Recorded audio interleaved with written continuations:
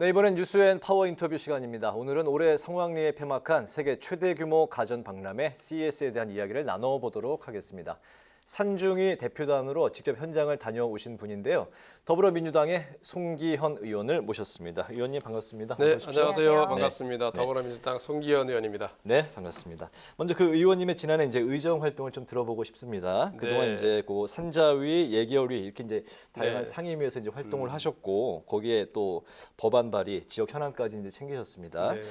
그 중에서 이제 상임위 활동 그리고 이제 지역 발전을 위한 활동을 중심으로 지난해 의정 활동 성과를 좀 말씀을 좀 네, 들어볼까요? 네. 지난해는 이제 그 전까지 제가 법사위에 있다가 산중위로 상임위로 옮기면서 네, 여러 가지 현안들이 많이 있었습니다. 가장 첫 번째 발생한 것이 IRA법이라 해서 미국에서 전기차에 관한 보조금을 주면서 우리나라에서 만든 전기차에 대해서는 보조금을 주지 않는 그 법이 생기는 바람에 거기에 대한 대응 문제가 굉장히 핫 이슈가 됐었고요. 네. 그 과정에서 정부가 사전 대응을 잘 못한 부분에 대해서 저희들이 강하게 질책을 하고 그뿐 아니라 이제 조속하게 그 대응을 할 수 있도록 촉구해서 발빠르게 또 정부가 움직이게 했던 그런 점이 있었고요.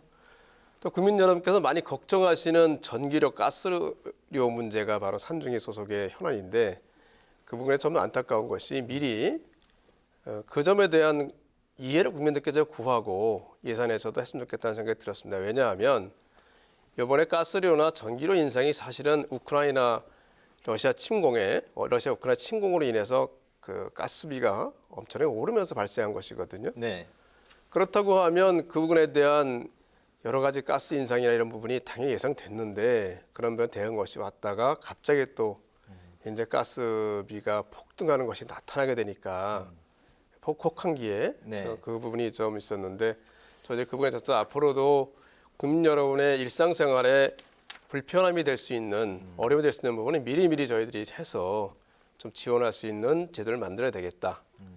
그렇게 생각하고 있고요. 저희 또 이제 지역 현안으로서 이제 가장 저희들이 초점을 갖는 것이 우리 지역의 미래 산업을 무엇으로 할 것인가에 대한 것이 가장 핵심이 아니겠습니까? 그래서 네. 저희들은 이제 반도체가 지금 대한민국에 지금도 그렇지만 앞으로도의 가장 중요한 산업을 생각하고 있고 원주에서 또 강원도에서 반도체 산업이 더욱더 발전할 수 있는 기틀을 마련하는 그 반도체 교육원을 설립할 수 있는 네. 예산을 확보하면서 저희 예결위에서 활동하면서 예산을 확보하면서 지역 발전에 중요한 한 걸음을 내딛게 되었다는 점이 아주 큰 보람이라고 생각합니다. 알겠습니다. 네, 특히 오늘 오셨는데 의원님께서 최근에 네. 산중위 대표단으로 이제 CES를 방문해 주셨어요. 네.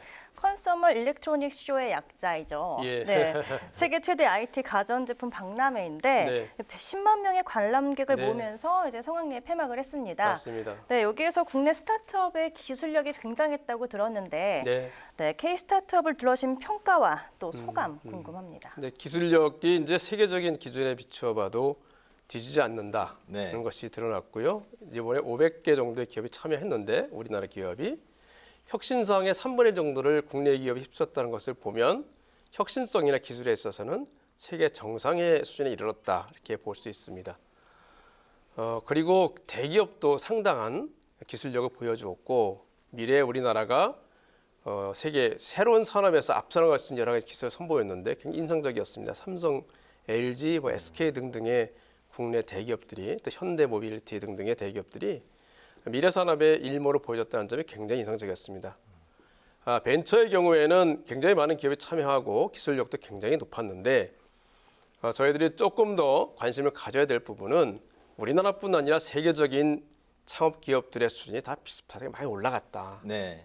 그러니까 우리나라도 벤처 창업 기업들이 결코 현실에 안주할 수는 없고 정비를 비롯해서 기업도 마찬가지로 더 앞서 나가는 노력을 더 많이 해야겠다 이런 생각을 좀 더 하게 됐죠. 네네.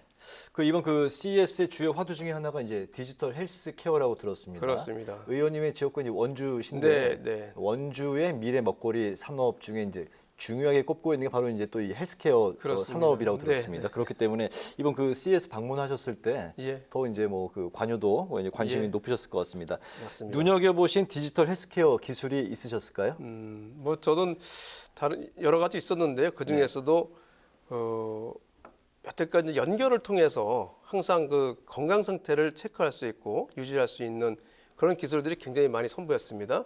우리나라도 그렇고요. 다른 나라에서도 그런 기술이 많이 선보였는데 지금까지는 손목 시계를 차는 방식으로만 네.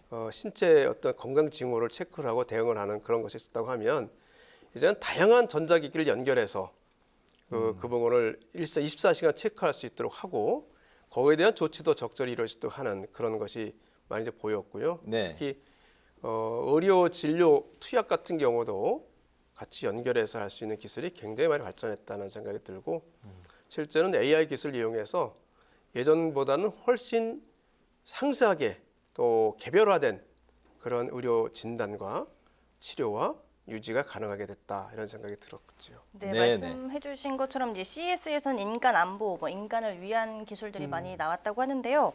우리나라 기업들이 올해 CES에서 참가국 중 최고 혁신상, 20개 중에서 9개 가장 네, 많이 네, 수상했다고 네, 하는데, 맞습니다. 네. 정부가 스타트업 기업에 대해 직접적인 지원을 해야 된다는 목소리도 있고, 네. 또 스타트업이 자생력을 갖도록 키워야 한다 이런 목소리도 있는데요. 이 의원님께서 생각하는 바람직한 지원 방안 그리고 현재 정부에서 하고 있는 지원은 어떻게 계획하고 있는지 좀 궁금합니다. 이제 스타트업에 대한 지원은 단계별로 좀 생각을 해볼 필요가 있습니다. 최초에 창업하는 단계, 그러니까 R&D에서부터 최초 회사 시작하는 단계가 있을 수 있고요. 네. 두 번째는 그 회사가 이제 실제로 제품을 만들어서 이제 활동해 나가는 단계가 있고, 그다음 마지막으로 또 성장해 나가는 단계 이렇게 생각할 수 있는데 처음에 R&D에서부터 창업까지 나가는 길에서는 정부의 R&D 관련된 예산 지원과 창업에 관련된 비용을 좀 지원할 수 있는 그런 예산이 확보돼야 될 것 같고요. 그 과정에서는 여러 가지 그 금융도 필요하지만 투자도 많이 필요한 상황인데요. 이번 정부에서 좀 안타까운 점은 그 투자 부분이 벤처에 관련된 투자가 규모가 많이 줄었다는 것이 좀 안타깝죠. 물론 민간 중심으로 한다고 하는데 민간 중심이라는 것이 정부가 어느 정도 드라이브를 걸어줘야지만 민간이 같이 올 수 있는 거고요. 네. 특히 지금같이 금융이 굉장히 어려운 시절에는 정부의 과감한 지원에 의한 투자 유치가 필요한다고 생각되는데 그 점이 안 돼서 안타깝고요.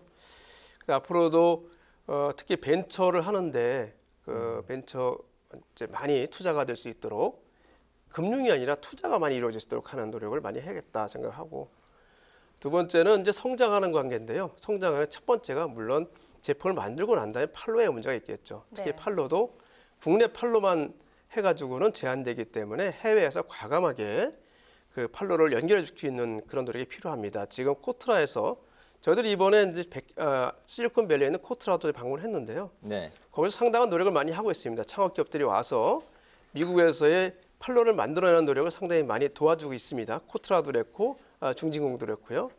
그런 부분을 앞으로 좀 더 확대를 해서 우리나라 창업 기업들이 세계의 무대에서 활동을 할 수 있도록 해줘야 필요하다 생각이 들고 또 하나 가장 중요한 것은 창업을 하고 난 다음에 그 기업이 어떻게 그 미래를 가져갈 거냐를 생각해야 됩니다. 두 가지 방법이 있습니다. 하나는 회사가 정말 유니콘 같이 그러니까 성장하는 길이 하나 있고요. 하나는 M&A를 통해서 그 투자한 것을 회수를 하고 탈출하는 그다음에 다음번 다시 창업을 하는 길로 나가는 두 가지 길이 있습니다. 네. 어느 한쪽이 나쁘다 좋다 할 생각이 아니고요. 두 가지 다 창업을 그리고 벤처 기업을 많이 만들 수 있는 길 중에 하나거든요. 그 정부에서도 국회에서도 마찬가지로 양쪽 길을 다 열어줄 수 있는 그런 노력과 예산 지원도 또 제도 지원도 법률 지원도 해야 되겠다는 생각을 하고 올해도 그런 부분에서 많이 저희 노력을 하도록 하겠습니다. 네. 이번에 그 의원님의 이제 법안 발의 활동에 대해서 또 네. 이제 이야기를 해보겠습니다. 21대 국회에서 이제 55건의 네. 법안을 발의를 하셨습니다. 네. 그 중에서 통과된 게 이제 20건이죠? 네, 네, 네. 20건이. 숫자는 제가 기억을 55건 중에 저희가 이제 그 알아본 바에 의하면 20건이 통과. 네. 이게 통과 확률이 거의 이제 뭐 40%에 육박하는 굉장히 사활 타자에 사활타자에 육박 굉장히 높은 확률인 것 같습니다. 그만큼 노력을 많이 하셨다는 이제 반증인데요. 국회 본회의를 또 지난해 말에 이제 또 통과했던 예. 미성년자 빚 대물림 네, 방지법. 네. 이게 이제 이 부분에 대해서 이제 질문을 드리고 싶은데요. 이게 이 법안을 발의한 배경, 이유 네. 그리고 이 법안이 구체적으로 좀 어떤 내용인지 그리고 어떤 효과를 또 기대한 건지 다 같이 좀 들어볼까요? 네, 법률 명칭은 민법이고요. 민법 개정안이었고요. 민법 개정안 중에서 상속에서의 상속 한정 승인을 좀 확대하는 내용입니다. 네. 미성년자가 그 부모님이 돌아가셨는데 그렇게 되면 이제 다른 보호자가 또 계시거든요. 근데 그 다른 보호자께서 이 미성년자의 돌아가신 부모님의 재산 문제에 대해서 관심이 없거나 아니면 법적인 상식이 부족해서 돌아가신 부모님이 굉장히 빚이 많은 돌아가신 상태에서도 한정 승인이나 상속 포기를 하지 않은 그런 경우가 많이 있습니다. 그렇게 되면 미성년자는 성인이 되기도 전에 그 부모님의 빚에 눌려서 파산 선고를 신청하는 경우도 꽤 있습니다. 네. 그렇게 되면 새로운 사회적 출발을 해야 되는 시점에 이미 파산자로서 출발한다는 것은 굉장히 안타까운 일이죠. 이런 점을 저희들이 고쳐야 되겠다는 생각을 했고 그래서 이번에 민법 개정안에서는 미성년자의 보호자가 여러 가지 이유로 법률적인 무지든 뭐 어떤 방치든 여러 가지 이유로 해서 한정 승인이라는 걸 하지 않았을 때 그 추후에도 한정 승인을 다시 할 수 있는 그런 길을 열어준 그런 법이 되겠습니다. 그럼 앞으로 미성년자는 빚을 대물림하지 않는 건가요? 안 할 수 있습니다. 네네. 한정 승인을 하면 네. 그 기간 내에 알게 된 날로부터 한정 승인을 하면 뒤라도 그다음에 한정 승인 효과에 따라서 부모님의 빚을 물려받지 않도록 할 수가 있습니다. 그렇군요. 네. 네. 의원님의 법안 발의 활동에 대해 이야기를 나눠봤는데요. 이 향후 의정 활동 계획을 한번 또 들어보도록 네. 하겠습니다. 지난해 말에는 국회 예결위 위원으로 활동하시면서 현안 사업뿐만 아니라 이제 원주 지역 예산도 이제 살뜰히 챙기셨는데 올 한 해는 어떤 분야에 좀 중점을 두고 싶은지 또 지역구 원주에 대해서는 어떤 청사진을 그리고 계신지 궁금합니다. 네, 저희 산중에서 무엇보다도 요새 경기 때문에 굉장히 어려우신 소상공인 자영업자분들의 네. 부담을 덜어드리거나 지원할 수 있는 방안을 마련하는 것이 첫 번째 일이 될 것 같고요. 그거는 우리 지역에도 마찬가지가 될 것 같습니다. 지역에 계신 소상공인 자영업자분들의 어려움을 저희들이 좀 덜어드릴 수 있는 노력을 해야 되겠다. 그게 저희 산업위에서 할 일이기도 하고요. 또 더 중요한 문제 중에 하나가 새로운 산업을 우리나라에 만들어내는 일인데 반도체도 있고 그다음에 이제 2차 전지도 있고 AI도 있고 그랬습니다. 그런 앞으로의 미래 산업이 대한민국에서 좀 빨리 일어날 수 있도록 하는 법적 제도와 또 정책을 만들어내는 일에 집중해야 될 것 같다는 생각이 들고 또 하나 마지막 우리 산중에서 해야 될 일 하나가 무엇보다도 서민의 부담을 주고 있는 그 에너지 문제 네. 그것을 좀 해결해야 되겠다는 생각을 하고 있습니다. 저희 지역에서는 우선 앞에 말씀드렸던 반도체에 관련된 반도체 교육원이 조속히 예정대로 잘 정착을 해서 반도체에 관련된 인력을 저희들도 만들어내고 반도체 산업이 원주와 강원도에서 꽃피울 수 있는 기반을 마련하는 것이 필요한 생각이 되고요. 그러니까 저희 지역은 말씀드린 것처럼 헬스케어, 그러니까 의료기기 산업과 자동차 부품 산업이 가장 기둥이 되는 산업이 되고 있습니다. 그 두 산업이 오랫동안 원주에 기둥 산업이 되어 있는데 이제는 그 두 산업의 고도화가 필요한 시점이 되었습니다. 특히 AI와 디지털 기술을 통해서 이 두 사업을 산업을 두 가지 산업을 고도화하는 일에 저도 노력을 해야겠다는 생각이 들고 또 마지막으로는 또 저희 지역에 있는 여러 가지 SOC 관련된 부분도 또 늦춰진 부분도 잘 찾아서 해결이 되겠다는 생각을 하고 있습니다. 알겠습니다. 마지막으로 이제 좀 가벼운 질문 하나 이제 드리겠습니다. 가볍게 말씀해 주시면 될 것 같습니다. 요즘 그 정치인들끼리 여야 특히 이제 날선 공방이 많이 이어지고 있는 상황인데요. 평소 이제 정치는 말로 하는 거다. 네, 말로 하는 네, 총성 없는 전쟁이다. 이런 표현들이 있는데 그 정치인의 말에 대해서 의원님은 이제 어떻게 생각하시는지 좀 간략하게 간단히 좀 들어볼까요? 일반적으로 이제 말이 그 사람의 인격을 보는 창이라고 얘기하지 않습니까? 네. 특히 정치는 거기를 떠나서 정치를 이루는 가장 중요한 수단입니다. 그리고 정치인의 말이 상대방에 대한 공격의 말이 되어서는 정치가 발전할 수 없고 결론이 될 수가 없습니다. 정치인의 말은 상대방과 의견이 다른 사람과의 대화를 통해서 공통의 결론을 낼 수 있는 길이 돼야 됩니다. 네. 그런 점에서 지금의 여러 가지 정치인들의 아주 좀 과격한 발언은 굉장히 아쉽죠. 그렇게 과격한 발언이 계속됐을 때 정치의 역할을 제대로 할 수가 없습니다. 결국은 정치는 상대방에 대한 공격이 아니라 자기 생각을 설명하고 상대방을 설득하는 길이 돼야 될 것 같고 그 전제는 상대방을 인정하는 표현을 하는 것이 가장 중요한 기본이 되어야 되지 않을까 이런 생각을 하고 있습니다. 네, 오늘 끝까지 좋은 말씀 이제 잘 들었습니다. 이제 그 뉴스앤 파워 인터뷰 이제 마칠 시간이 됐습니다.